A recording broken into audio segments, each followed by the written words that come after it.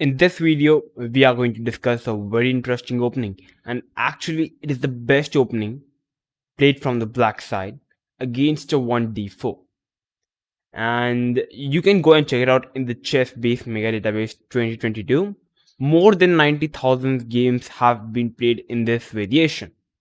Definitely, this variation is played in the higher level the most, and as well in the lower level the most, because the games came in the database only are those games which are played by very strong chess players. So definitely many strong grandmasters are trying to play this opening, and definitely if top players are playing it, then definitely this opening is very special. So I finally decided to make a video on it after doing a very whole complete of preparation of 7 to 8 days, and now finally I'm ready to present you my preparation, the Queen's Indian Defense. Yes, this is the name of the opening, the Queen's Indian Defense. So without any further ado, let's begin. So here we are black, from where we are going to check out what to play against 1d4. Our opponent starts out the game with 1d4, and I know more than 90% of the players are, they think like after 1d4 what to play. There are many stuff, but they always get confused that what to play. They never get a comfortable position. Yeah, so they try to play gambits like c4, or like a knight f6, c4. They try to play the Budapest gambit, etc. But today, no more gambits, no more bad position, but a very good position. 1d4, we are going to play knight f6. Our opponent is going for the queen's gambit. We are going to play e6. Knight f3, the most common reply.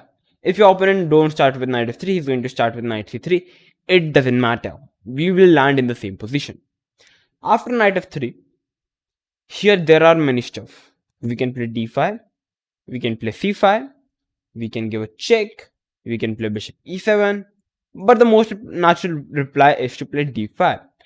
But today, I'm going to recommend you to go for playing b6, and just go and check it out. This move is the most popular and the most highly move played in the top level chess series. And this opening name is the Queen's Indian Defense. And the basic idea of playing b6 at the place of d5 or c5 is that you are not committing the pawn on d5 or c5. You want to play bishop to b7, which is the most ideal square for the bishop. And at the meantime, your plan could be to play d6 or d5 in the future. You know that you have not committed the pawn on d5, so you are already having an option to not to play d5. You can play d6 after playing bishop b7, knight d7, and you can open up with e5. That is why the main problem with the d4 system is that the bishop on c8 is completely bad. So we are simply opening up our bishop already on the third move. After b6, there are two main moves from the white side. White can either go for playing knight to c3, or white can either go for playing the g3 variation, trying to go into the Catalan system. I'm covering both the lines. And there are also other variations, like playing bishop g5, but it doesn't matter actually, because we will land in the same position. You only tell us that if I play bishop g5 and on the next move if I try to play knight to c3, we will land in the same position. So it doesn't matter if I try to play knight c3 and then I will try to play bishop g5, we still land in the same position. So yeah, g3 and the knight to c3 are the two main moves and the most natural moves. So first, let's discuss the main move, knight to c3. Most common in the Queen's Gambit. After knight c3, we are going to play bishop to b7. Bishop to g5, the most natural move, pinning up the knight. We are going to play bishop to b4. Our idea is simple. We are pinning up the knight. White plays e3, trying to develop the bishop and trying to castle on the next move. Simple stuff. h6. After h6, more than 90% of the players are going to pull their bishop back. If they try to capture the knight, you can simply capture the knight. Bishop to e2, because we are already threatening to hit the knight and hit the knight with the bishop and the queen. And for example, if you try to play a3, we can take, and here we can simply take. And after queen take, pawn takes, you see white pawn structure is already very bad, and black is already having a slight edge. That is why the most natural is to play bishop e2, trying to defend this knight with both the bishop and the queen. Here we are going to play bishop into c3, capturing the knight and giving a check. Pawn takes, castle. Very simple stuff. You can see clearly that black is already having much decent position than white. White bishop is much bad than our good bishop on b7. Our bishop on b7 is simply very open on the rook, pawn, and the knight, simply hitting these pieces. White can castle, the most natural move. And here we are going to play d6. I'm showing you to play d6 because if I do not show you to play d6, I think you're perhaps going to follow d5, c5 stuff. That is why I'm showing you that you have to play d6 in this variation. And now I'm going to discuss the plan. After d6, you can see clearly that white will never able to move the bishop, because if we can simply go and capture the knight with the bishop and the queen, and we can simply ruin his pawn structure. If we try to move the knight, our bishop is already very strong. We can perhaps play queen g6 at some point, hitting this, putting pressure on the pawn on g2. And now if we talk about the black plan, basically our plan is to put our knight to d7. Our plan could be to play e5, trying to open up the position. And after knight g7, another plan could be to play queen g6, f5, and we can perhaps push with our f pawn, or even we can put our knight to f6 followed by knight to e4, because the e4 square is the most ideal square for the knight. And I'm 100% sure that this is a pretty decent position for black. So yeah, so this is the basic plan for the black. If he tries to play knight to d7, he should simply play knight to d7. He can also play queen e7 after knight d7 and try to play c5. As we know that the c pawns are simply bad, these are simply the long-term weaknesses. So we can go and hit these weaknesses in the future. So black is already having a slight edge. So this is what happens if white goes for capturing the knight. Now let's discuss the main variation, what will happen if white goes for playing bishop to h4. We are going to play g5. Not a common move. It looks like now black can no longer castle, but still g5. Just wait and watch. After g5, taking the pawn on g5 doesn't make any sense. We are going to simply a piece up. Bishop g3, a fourth move. And now finally knight to e4. Yep. Knight to e4, and our plan is to simply hit this knight on c3. Here, white is basically having two options. He can play queen c2 or he can play rook c1. Rook c1 is simply a bad move. We can simply take, pawn takes, and we can play d6. And here our knight on e4 is simply a phenomenal piece, I can say. Our plan could be to play knight to d7. And actually f5 is actually a very good move, followed by knight to f6. And our knight on e4 is simply a monster piece for white. And black is already very decent. Black is the one who is attacking. And white bishop on g3 is simply bad. And in the worst scenario, you can also go and take the bishop, h takes, and you can play queen f6. And black is already very decent. That is why rook c1 is not a good move. The best move is to play queen c2 according to the engine as well. And the most natural move, I can say. Bishop takes the knight. Pawn takes the fourth move. And here we are going to play f5. Remember guys, do not be afraid of some moves like h4, because it is never going to work, because we can simply go and capture the bishop. Pawn takes, and we can play g4, grabbing more space. The king side is blocked. We are the one who is taking whole advantage of the game. That is why h4 isn't a natural move, and I've already showed you, because we can simply go and capture the bishop. And the bishop is also having no square. After f5, Bishop to d3, the most natural move. White wants to hit the knight on e4. All those who are thinking what should happen after bishop to e5, hitting the rook, nothing is happening. Actually, there is a very cool move. You can actually castle in the position, and all those who are afraid of castling in this position, as you have already extended the king side structure, you can at least play rook g8, and it's already very better. On the next move, you can play d6, hit the bishop, followed by knight d7, queen e7, and you can go for long castle at in front. So don't be afraid. Although it's not a natural move, bishop d3 looks a natural move. You are developing the piece and also preparing to hit the knight. After playing bishop to d3, we are going to play d6, taking away the square for the bishop. Here d5.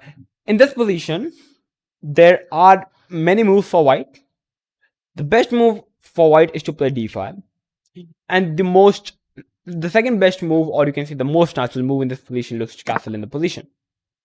Yep. If bishop takes, I must tell you that you can simply grab the bishop. The bishop is simply a monster piece, hitting the queen and the knight. There is no hurry that you have to take the knight. You can keep the bishop like this, develop the knight, queen e7, long castle, or even short castle is fine, and we are already better in this position. Although it's an opposite color bishop, black is the one pushing in the position. You can clearly see the best move is g5, but first let's look at the other lines.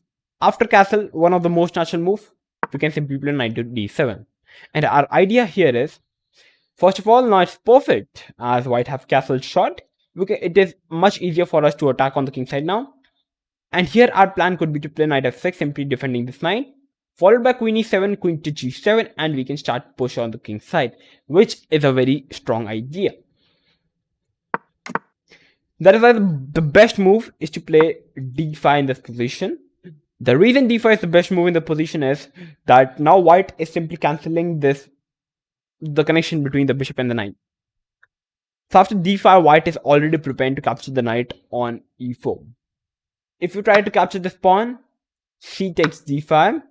If you try to capture this pawn, knight to d4 is already very good for white.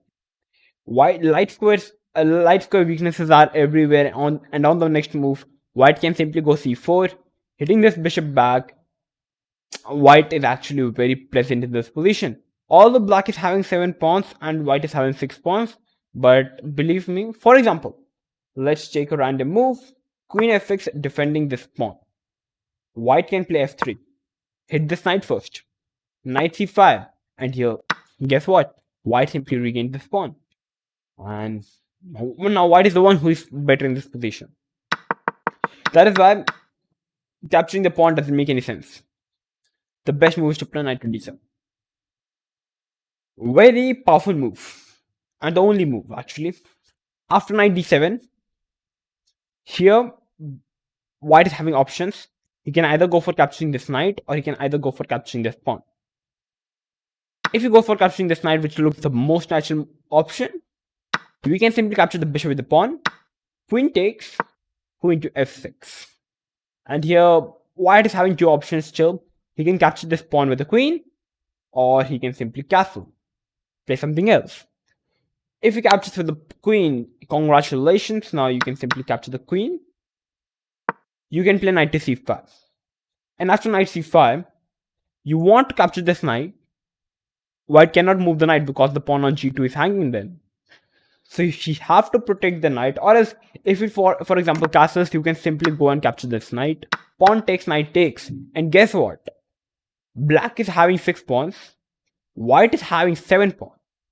White is a pawn up, but on the other hand, we can say there is no way. Just look at the pawn structure from the white side.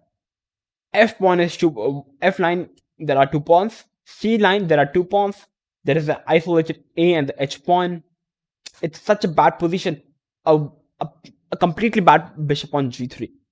We can simply go on and push our pawns on the queen side, on the king side. We can put our knight to c5, which is the best and the most ideal square for the knight. We can play rook f8, putting more pressure on the pawn on f5. And there is no way white can have a breakthrough. Just look at our pawn structure. It is such a phenomenal pawn structure. So definitely it's a very pleasant position for black. And yeah, after pawn takes knight c5, if white tries to play king e2, protecting this knight, then there is no need for you to capture this knight. You can simply play king e7 and you can simply go for capturing this pawn with the king. As you know that this bishop is already very strong. So yeah. So this was the first option if white goes for capturing the pawn with the queen. The pawn cannot be captured with the pawn because the queen is hanging. And the second option is what will happen if white tries to castle shot. We are going to play knight to c5. Hitting the queen, queen has to move to d4, asking for a queen trade, which looks the most natural and the powerful move. Rook to f8. We are not going to trade the queens, or else if we are going to trade the queens, then after c takes, white pawn structure is already very good. We are pawn down, and we are losing. That is why rook f8 allow your opponent to trade the queens. White is having two options still in the position. White can capture the queen, or he can push the pawn to e4, advance the pawn. If queen takes, more simple, you can simply take. White cannot take in this position because there is always bishop into f3, a very powerful move. That is why white, in the worst scenario, can protect this pawn. If white tries to take this pawn, I've already told you bishop into f3, gf3 and rook f3, and it's already completely better for black. That is why rook d1 in the worst scenario. Long castle, we are not going to take in the position. We are simply going to wait. Rook b1, a random move I'm making. Rook e8, and here there is no need for us to take. In the worst scenario, if white tries to move the knight to somewhere like, okay, not here, to e1. In this position, we can play bishop to a6, still not capturing this d5 pawn. As I told you that the c pawns are going to be the long-term weakness. We can simply allow our opponent to grab the pawn on e6, for example. Over here, we can play bishop into c4, and just look at the position. Such a weakness. e6 is a weakness, c3 is a weakness, a2 is a weakness. Our knight on c5 is completely better. Our bishop on c4 is far better than the bishop on g3, and black is completely better in the position. Yep, this is the whole variation. So, yep, this is what happens if white goes for capturing the knight on e4 with the bishop. Now what will happen if white goes for capturing the pawn on e6? Knight to c5, knight to d4. This is what white wanted. A very good square for the knight, hitting the pawn and also protecting this pawn. If we are going to play knight into d3 first, hitting exchanging the bishop with the knight, queen takes, and now queen to f6. And after queen f6, we are protecting the pawn and also hitting the pawn. So a random move like f3 hitting this knight, or this knight c5 was already a very strong move. So f3, a fourth move, f4, a very strong move. We are also hitting this bishop. So many options in this position, in this variation. White can either go for capturing the pawn, white can either go for capturing the knight, or playing bishop f2, a passive move. If capturing the knight, most natural move, pawn takes the bishop, queen c2 is, or queen f2 is already a very deadly move. So white is forced to trade the pawns. Long castle, rook f1 in the worst scenario, hitting the queen, and here we are going to play queen to e5. And just look at such a bad position white is having. 2 pawns, 3 pawns, 2 pawns. Black is having 6 pawns, white is having 8 pawns, all the pawns on the board. We have 2 pawns down, but it doesn't matter. Just look at the king. Such a weak king. Every single pawn is falling. The e4 pawn is falling. The g3 pawn is falling. And in the future, the c pawns are the weakness after bishop a6. And eventually, the pawn on e6 can also be fallen after c5. Completely bad position for black. Completely bad position for white. Completely winning for black. So just have faith. Don't be afraid that you're 2 pawns down. It's still a completely winning position. You can simply grab 2 pawns instantly after, like, these 2 pawns are instantly a weakness. Yep. So this is what happens if white goes for capturing the knight. What will happen if pawn takes? Knight c5 hitting the queen. Queen goes, pawn takes, bishop f2, long castle. Short castle, rook h to g8. This is our plan. Now we are having a full freedom to attack on the king side. If white doesn't castle, the center is already open. We can simply play rook e8 followed by capturing this pawn at some point. And black is already better. That is why castle looks the only way. And after rook g8, we can play rook g7, rook g8, and putting more pressure on the king. And eventually, black is the one who is better. We can actually play rook g6, even grab the pawn on e6 with the knight, and we are better. So yeah, this is what happens if white goes for capturing this f4 pawn with the e pawn. Now the only variation of what will happen if bishop to f2. We are not going to capture the bishop, try to remove his castle rights, but we are going to play knight to c5, hitting the queen. Queen goes, knight takes pawn on e6, knight takes, queen takes. e4, the only way, or else we can go and capture the pawns. e4, long castle. And guess what? It's in close position. We are the ones who is putting pressure on the c4 pawns. We are the ones who is taking control of the game. Followed by bishop a6, we can capture the pawn on c4. We can attack on the king side by playing h5 and g4. And we are the one who is better in the position.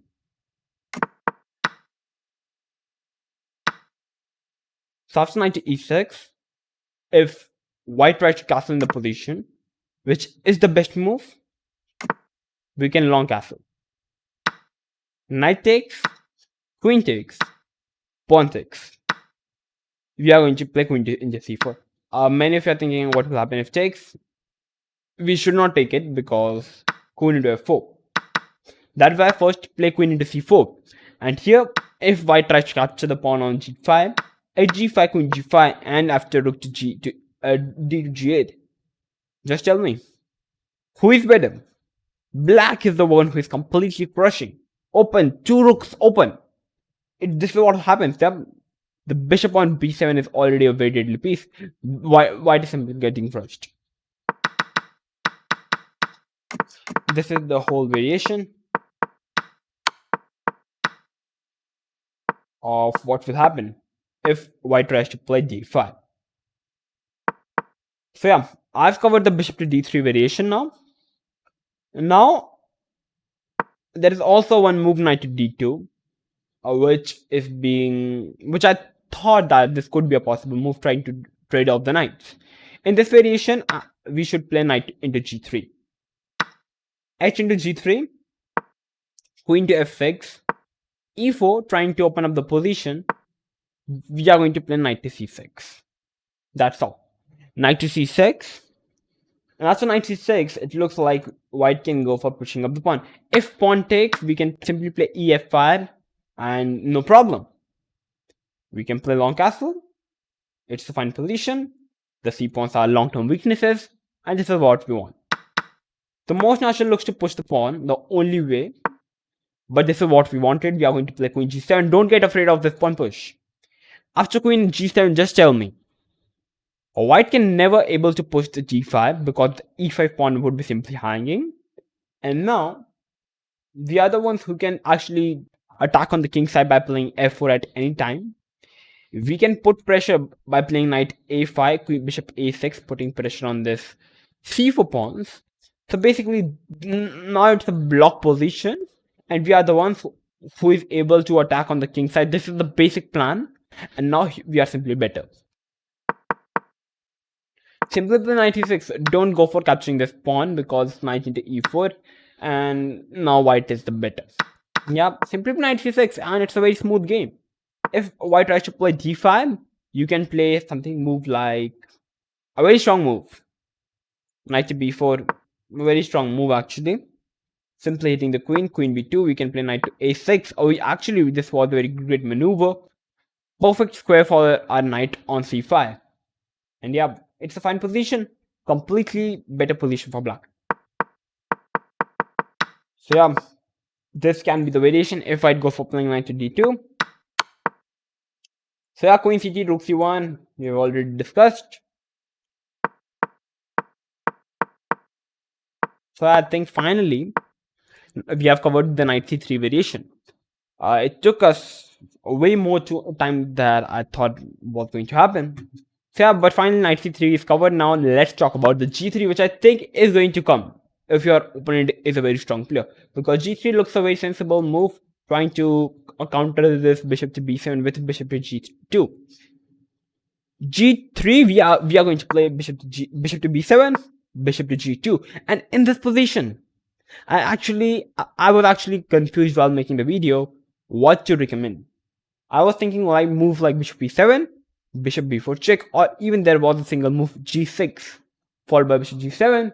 But finally, the most simple option is to play bishop to b4 check. Guys, remember, whenever I try to make a video on you can say explaining you that you should play this opening, recommending you basically this trying to play this opening, every time I recommend you the most simplest option in which you are going to get a very decent position in every position. Yeah, so yeah, just trust my opening and go for playing it. Bishop to b4 check. I'm not recommending other options like bishop e7 and g6, bishop g7, which are also fine, but there are many complications in it. That is why I'm simply recommending you the bishop to b4 check option, which is actually the best, and it is the best. And after bishop to b4 check, you can say that white can play bishop g2 or knight d2. Knight c3, we can simply play bishop into c3, bc3, and you see we simply got the same position. The c pawns are the long-term weaknesses. We can continue our position by playing h6, short castle, d6, knight d7, queen e7, e5. Yeah. So after bishop to check, the most natural move is to play bishop to d2. If knight d2, you can say that now there is no need for you to capture this knight. Now the bishop is simply bad. So whenever white tries to threaten the bishop, you can simply go back with the bishop. And this position is already bad. The knight is definitely not in a good square. Bishop d2, that is why only move. Bishop takes, queen takes, making a square for this knight to c3. Short castle, d6, knight to c3. You see, our standard plan, d6, e6, knight c3, and now knight to e4. Yeah. There were other moves like knight to d7 in this position, but I am recommending you to play knight to e4, which was the best option.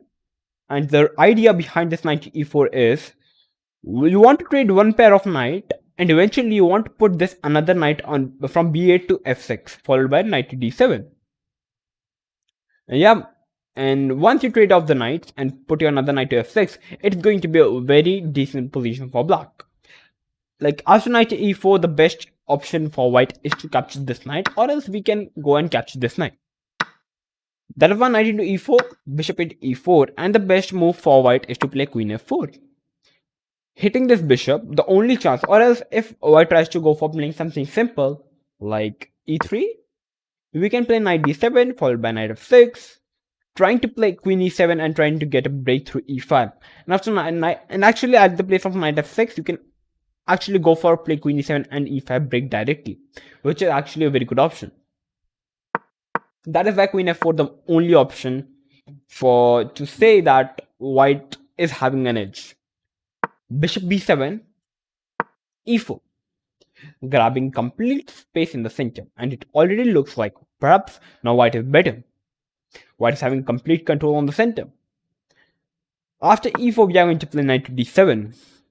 And in this position, white is having many options, a ton of options. White can play e5, white can play d5, white can play rook to e1. These are the three main moves I'm going to cover. First, let's talk about what will happen if d5, making the bishop bad. We are going to play a5. And we are not going to capture or push the pawn in the position. We are simply going to wait for our opponent and we are going to play a5. The reason we are going to play a5 is now we are chopping b4 from our opponent's pawn. And after a5, our idea is to play knight to c5. And now white can never able to play b4 because now the pawn is on a5. If white takes, no problem. F takes, and now the rook is open. These 2 pawns are weak. Our pawn structure is perfectly fine, and now black is better because you are simply hitting this. We can play knight c5. Black is better. So there is no way white is going to capture this pawn. Rook e1, knight c5, rook d1, making all random moves. And now finally, after reaching this position, knight c5, a5, we can go for blocking this position. Queen e3, and now bishop c8. Such a phenomenal move of bishop putting up bishop to c8. The bishop looks completely bad on b7, but after bishop c8, we can play bishop g4, trading off the bishop with the knight, and it's a close position. And remember, guys, in the close position, knight is much superior than the bishop. So we can simply go and capture this knight, and we are simply better. We can actually even go for opening up this king side by playing f5. As we can see, the center is closed, so we definitely can go for playing f5. So yeah, this can be the whole theory if your opponent tries to play d5. If your opponent tries to play e5, you can now capture the pawn. Knight takes. If pawn takes, queen e7, and actually now the bishop is already open. The e5 pawn is actually eventually going to be a long-term weakness. We can simply play rook to d8, knight to c5, followed by a5, h6, and I think black is better. And eventually, white is forced to play rook to d1, trying to get the open rook for open file. And then we can play rook d8, knight c5, trade off the rooks, go to the end game. Eventually, this pawn is going to be the long-term weakness. Good for white, good for black actually. That is why knight into e5 the best option. Bishop takes, king takes, knight takes. Queen takes is the only option. If pawn takes, then already queen e7. This pawn is a long-term weakness. Queen b5, b4 is coming up. c5, not c5. We can play rook d8, put our queens in. Black is better. That is why queen takes, and here we can play simply queen d7, followed by rook d8, putting more pressure on the pawn on d4. And our plan could be to play f6 now at any time, or even c5. So black is the one who is the most comfortable in the position. Yeah, so this is the whole variation if white tries to go for playing e5. Now the only variation that is left is what will happen if white goes for playing rook to e1. If rook e1, we are going to play queen e7. And our idea in this position of saying you that I'm telling you this million of times, you can play knight d7, queen e7. And our idea is to play e5. That's right. If white tries to play rook to d1, e5. Pawn takes, taking with the pawn. Queen moves, rook to d8. And now black is completely better. We are the one who is hitting this pawn. We can play g6 at any time hitting this queen. We can play rook e8 defending this pawn and put our knight to c5, followed by a5, h6. And we can play actually knight f6 hitting this, putting more pressure on the pawn on e4. And this bishop is completely bad, staring at his own pawn. And our bishop is much good. And you can say this position is much better for black. Black is the one taking control of the game. So, yeah. In this position, if white wants to stop this e5, he has to play e5 himself. After e5, we can capture this pawn. Pawn takes, rook to g8, rook d1, knight to b8. A very good move. Knight to b8. Not to play knight c5, but to play knight to b8. A very good move. Knight to b8, the idea here is, as I told you, that e5 is now a long-term weakness. We can simply go for trading both the rooks. Eventually, this pawn is going to be a target. And the reason we are putting the knight to b8 is that it opens up the option for a knight. We can put this knight to d7, c6 at any time. So first we are going to trade both the rooks. It's a long-term weakness. We got the weakness. Just attack on the weakness and you are better. You can say attacker is the one who is always better. As simple as that. At least having an edge. So I have d5, e5, rook e1. I think I covered every variation. Yep, I think I did. Guys, I think finally the Queen's Indian defense video is over. I've covered all the variation knight c3 and g3. And just to tell you one thing I just forgot. After knight c3, bishop b7, if your opponent does not play bishop g5 and he tries to play a3, stopping this bishop to b4 idea, you can play d5. A very strong move, simply directly going for the center. After d5, if pawn takes, you can capture with the knight.